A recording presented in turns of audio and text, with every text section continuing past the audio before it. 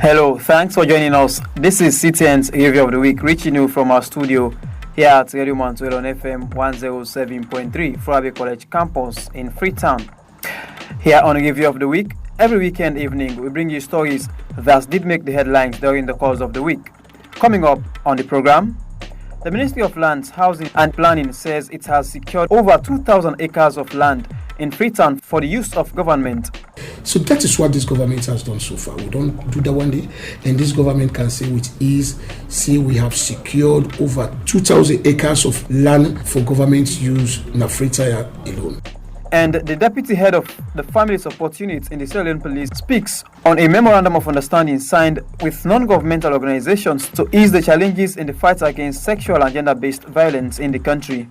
It is a big, laudable effort this MOU brings to the police, because we will get challenges with regards to this medical issue. We are just rely on Rainbow. Now this MOU don't give advantage with the Aberdeen Women's Center, where we can send victims of SDBV for medical examination. That will able to make the work easy for we, and the delay of this medical will reduce. For details of these stories and more, stay with me in these 23 minutes.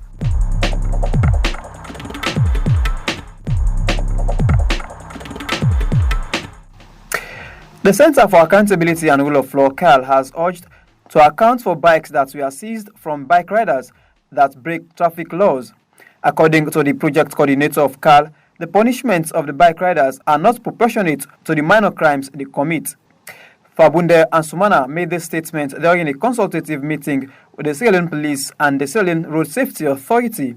Here's an excerpt of his statement. The project itself is tied to decriminalizing poverty. The background to it will set the tone in our discussion.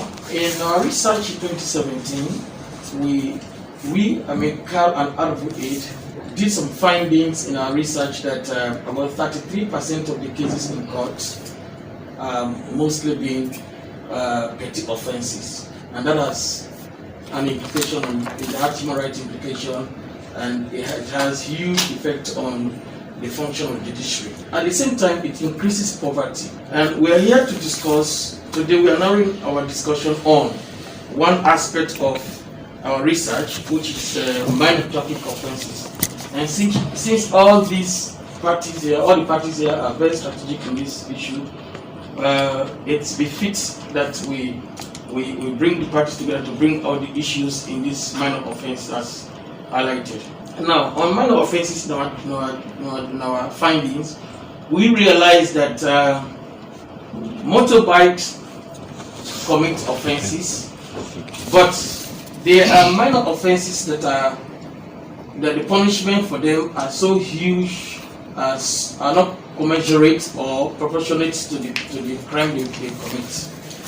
In our meeting yesterday with the Assistant National Traffic Coordinator, she informed us that the bikes that are coming in the center of town, at the CBD area, prohibited area, they are being confiscated and taken to PTS and for possible auctioning. How the process of auctioning, we don't know. We are not interested in that. But equally, in our meeting with the bike riders, they raised concerns that they don't know how these bikes are being auctioned. And to us, it increases poverty to the ordinary rider. So we are here to find a way forward that to minimize the punishment for bike riders on petty offenses, and not only bike riders, but even other drivers. Because those minor offenses, according to the African Union, we are informed that all state parties are obliged to bring out regulations to minimize those punishments. Because according to them, and in our research also, it indicates that it increases poverty. Much as government is making tremendous efforts to alleviate poverty, but those traffic offenses are also contributing to poverty. How? Let's say, for example, somebody has taken his bike or has gone and loaned money to ride a bike in town, and his or her bike is being confiscated on auction, 500,000 according to the national coordinator yesterday. Fabunde Ansumana, project coordinator of Center for Accountability and Rule of Law, in that excerpt. Now, over the encroachment of people into water catchment areas, the Deputy Minister of Lands, Housing and Country Planning says the government, through the ministry, has set up an interministerial committee. According to the Deputy Minister, the objective of the committee, amongst other things, is to look into the activities of people in water catchment areas and prevent them from encroaching in government lands. Rex Bonafa is the Deputy Minister of Lands, Housing and Country Planning. The speed at which encroachment be there, for example, at Hastings, if we not become we need and at the body, you know what will happen? Tomorrow you go tell you picking say we get place na free to inside free to we playing the candle. It ask you say because you don't go. The same thing for the other areas them. So we all responsibility for preserve them places as well. Don't forget the time when people delegate their land and into government, they not be they ask for money. They be they foresee. Say yes, this place could be tight now, but tomorrow it will expand, it will open up. And people they need land, all that here and they make place development. And some of them, unfortunately, when you go back into the history, they don't even get the Western education we will get. But they had the foresight, see their places that will develop. So we get small exposure. Now we responsibility for preserve the area. They will not just go there because we say no, I don't come, government presence, no there, let's take this property. We'll not go grip at that one, they will get the desire for preserve their side and so that when aviation get this then transport thing running, up and running, they just need to inform us and we tell them, look at your land. You can go right ahead. So we do that one day. But it don't stop there. Government don't go forward again, under the same ministry. It don't establish an interministerial committee where they look at the forest reserves, where they look at the water catchment areas then. Yeah. We want to make sure say let people stop for the going at them forest for depletes in their forest. The same with wetlands, the mangroves. If you go along, you find out like then Tumbo axis. You see people in the court their side. Mr. Deputy Minister, somebody will go to listen, he go say this don't be a perennial issue in the country. As a ministry, which one don't really put in place or make sure so when a curtail shorten activities of people. His Excellency the President, like I say, like how we all know, he get one special attribute way unique to leaders. Yeah, he talks little, he thinks a lot, and he always to make sure he think ahead and put projects there ahead we could develop and better the lives of Sierra Leoneans. Look what he don't do.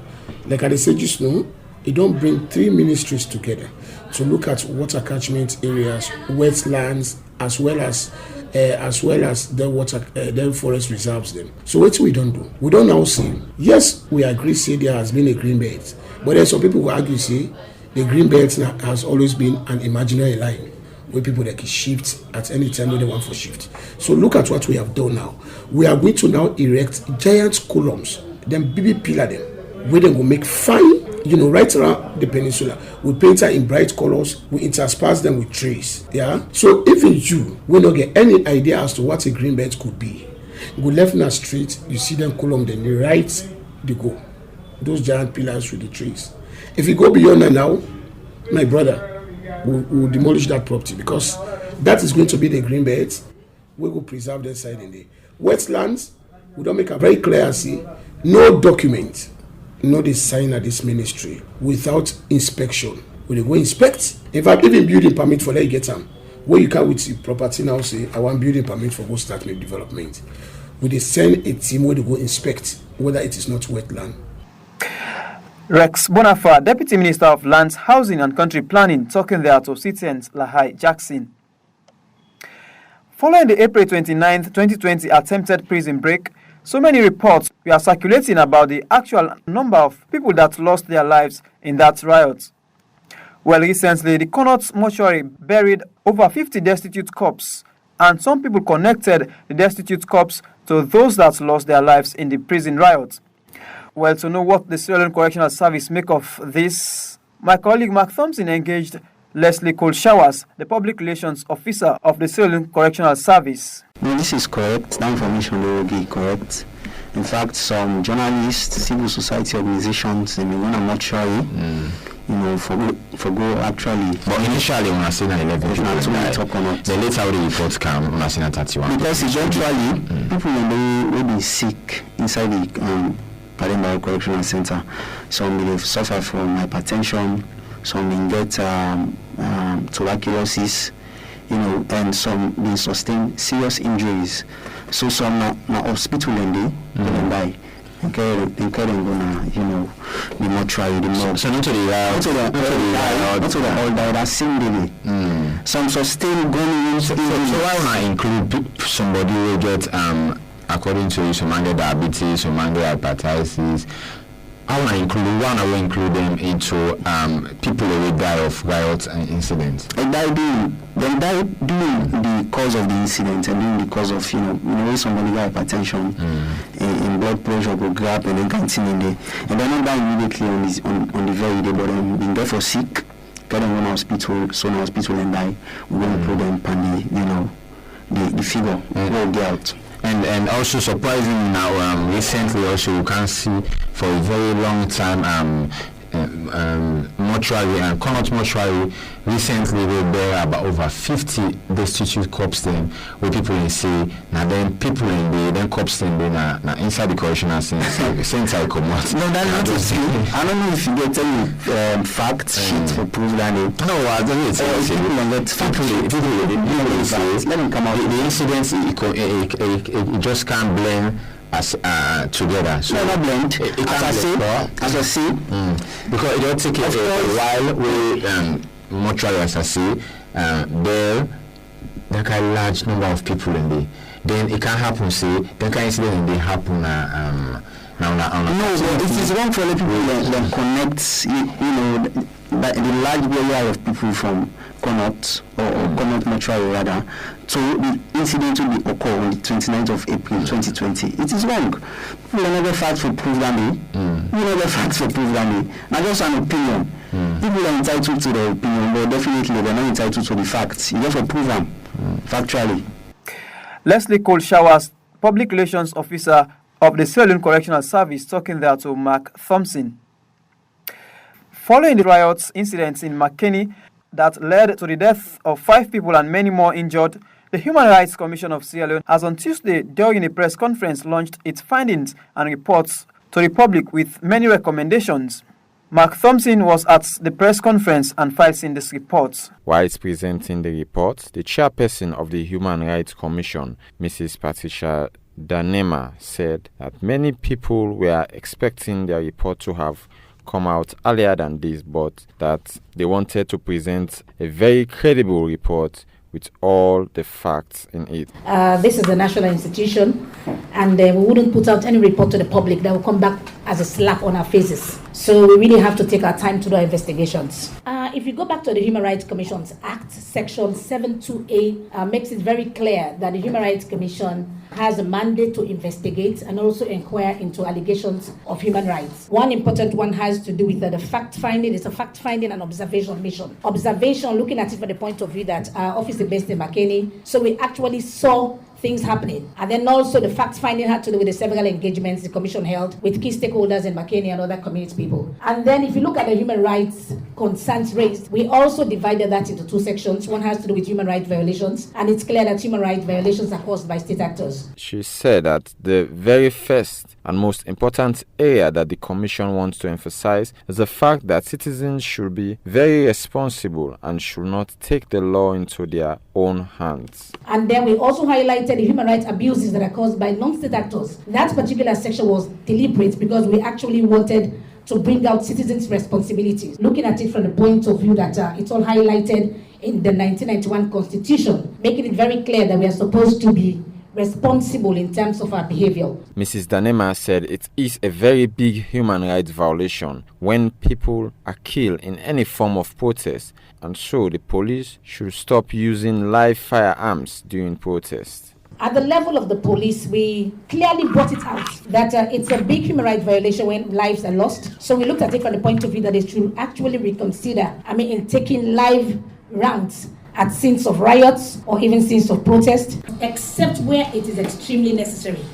They should instead use rubber bullets and other lawful devices and means of dispersing protesters or quelling down protests. So we also gave some recommendations on how they can look at equipping the police with protective gears when it comes to dealing with riots. She, however, stressed that there was a big communication gap between the central government and the authorities in Makeni, which may have caused the ugly incident. And then we also have a situation where, based on our findings from engaging key stakeholders, we noticed there was a communication gap which never went back to the people of Makeni, and that was actually one of the reasons which brought the riot. She said there should be an immediate investigation in the incident and bring to book any security personnel that may have killed those protesters. We also noted as a recommendation that the governments of Sierra Leone should make provisions that will better equip the police with riot safety gears and devices that will enable them to professionally respond to riots without the loss of lives from both sides, the protesters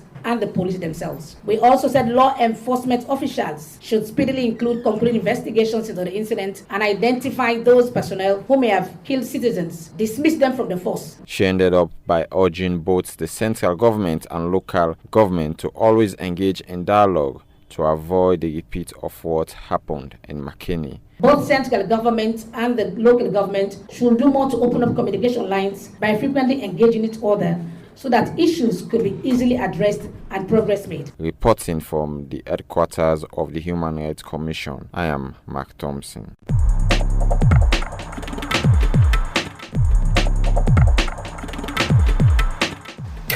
You are listening to Citizen's Review of the Week, reaching you from our studio here at Radio Mansourel on FM 107.3, Farabi College campus in Freetown.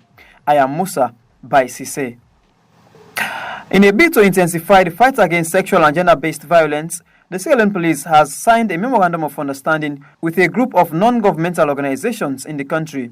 Well, to know about the MOU, Lucy Imanet Aliu engaged Superintendent Ibrahim Barry, Deputy Head of the Family Support Unit of the Sierra Leone Police. It is a big, laudable effort this MOU brings to the police because we get challenges with regards to this medical issue. We just rely on Rainbow. Now this MOU don't give advantage with the Aberdeen Women's Center where we can send victims of SDBV for medical examination. That will able to make the work easy for we and the delay of this medical will reduce. Alright, so as you said, like the First Lady also don't try for get an engagement with the FSU, What's in that been there about? Actually, the First Lady, Her Excellency Fatima Mada Bio, engaged the police, especially the Family Support Unit, to go away in support what you get for the FSU, and he appreciates the job what they do, and he's ready for strengthen the unit. Okay, so in what areas they may want for like strengthen the unit? Well, capacity building, even logistics for the FSU, so that we're able to do the job with ease. So that means like in any way gets for like give financial assistance to the FSU because we don't see the FSU for a long time under finance. Anyway, that's not part of it, but what we want more to capacitate the investigators, we give them more skills, renew their skills in investigation, so that we're able to charge matters to courts with conviction.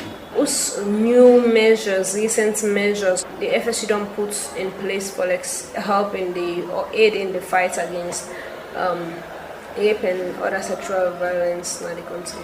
Well, with the declaration of this emergency state of emergency on rape, the FSU therefore create a special unit really in charge of investigating all sexual offenses. Superintendent Ibrahim Barry, Deputy Head of the Family Support Units of the Sierra Leone Police, talking there to Lucy Imanet Aliu. And finally, here on the Review of the Week for this weekend, over the prevailing issues of minor offenses between the police and bike riders, the National Chairlady of the Bike Riders Association has alleged that police officers are using motorbikes that were arrested from the riders for their own personal use. Nelly Smith-Conte expressed dissatisfaction and demand to know the gazette and auctioning process of arrested bikes. Here is an excerpt of her statement. Them bike here, na police they arrest them, and na police they auction them, na police they buy them. So me no call an auction, I call an thief.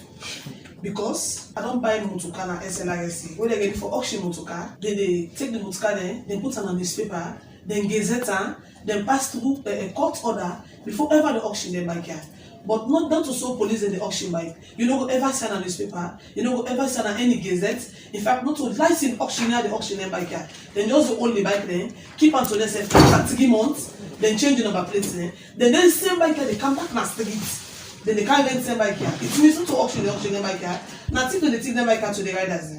Because if you know how to take the bike, for go through the guide for and also you for take the bike, the same rider where you arrest the bike and they give the same rider, it cannot see it be covered by the police. When they Ola, as you Ola, if even traffic call in Ola, or even with bike monitoring officers in Ola, what you like is say pass see them call, Sergeant so and talk to you. That's the advantage in the system person. Then secondly, then the sentence person 2 times for 1 crime. Like if you're not arrested, then charge you go court, then send you go pardon by wood. You didn't pardon by wood. Who like if you say for go identify them by car? Who you did pardon by wood? Definitely not go identify them by car. So they can take that chance back, then sell them back then. So automatically they don't sentence you 2 times for 1 crime when you commit. And most of them by car so now non-bike crime. 80% of them bike are not bike then. Some of them bike are so they riders that way they ride them bike. And also they get them bike car. Now person just say they say go ride for me. Then we don't arrest the person, and waiting the policeman and kill they tell the one and say no more you guilty. So that you know go tell a man, then we not go school. So the body can just say guilty. They say no go. When if the owner of the bike self not say them bike are in a police station. Then at the end of the auction, if you watch most of them bike, almost all the policemen they get bike. In fact, they need a license in the bike. They just they pull the register number plate from SLRS. Then go they write the SLP. Then if you want cross it, they tell you it's not banking above case. That was Nelly Smith Conte, the chairlady of the Bike Riders Association, in that excerpt. However, Assistant Superintendent Daniel Alfred Luseni Bokari, the head of traffic investigation at the Sierra Leone Police, has denied the allegations. Here's an excerpt of his statement. For calm, indict somebody who is not get proof, and it goes a long way for hinder an institution. The words for say, now police the auction bike, not to police the auction bike. But the court the auction bike. That is laid down policy that cannot be changed. Not the police. And everybody as a citizen get right for go buy anything again, as long as you get the money and go through the right procedure. So saying that police, then they buy the bike and then they thief an unfortunate statement to me. Not to police the auction. Police they send to the court. The IG is a sheriff. The under sheriff is there in the court. Then they go through the under sheriff. Then they produce a court order. Now then they make them publicity, whether then the auction the bike sell or not. What thing police they do now? We know the grab will go arrest no more because we want arrest for arrest. No. Whenever they bring up the idea for make an operation like that, they call all stakeholders to a meeting. It's like I told you, I can be a witness to that.